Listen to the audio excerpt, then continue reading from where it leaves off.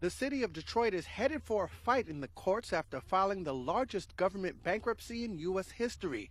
Remarkable given Detroit's size and debt load, says Daniel Berger. He's senior market strategist at Municipal Market Data, a unit of Thomson Reuters. The significance is that Detroit is the 18th largest city in the country, and that it has about $18 billion in total debt outstanding. Fighting to be paid, bondholders and creditors, as well as workers and retirees, and there still needs to be money for day-to-day operations, admits Detroit's emergency manager, Kevin Orr. Yes, there are 9,700 employees, and there are 19,700, 20,000 retirees, but there's 700 citizens who don't deserve a 55-minute response time, who don't deserve endemic blight and crime, who don't deserve no hope and future and just continued debt over debt and borrowing. So we have to do this in some fashion, and bankruptcy will allow us to achieve that in some way.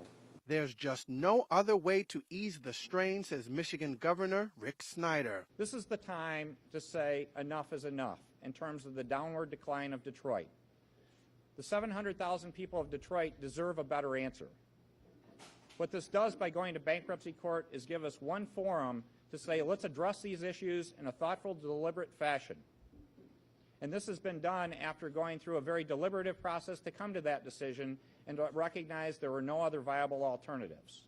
Famous as this country's manufacturing hub, thanks to General Motors, Ford, and Chrysler, Detroit's problems stem from the highs and lows of the auto sector, says Steve Murphy of Standard & Poor's Rating Services. If you look at the facts in Detroit, they've had severe economic dislocation, population loss, very, very difficult real estate conditions.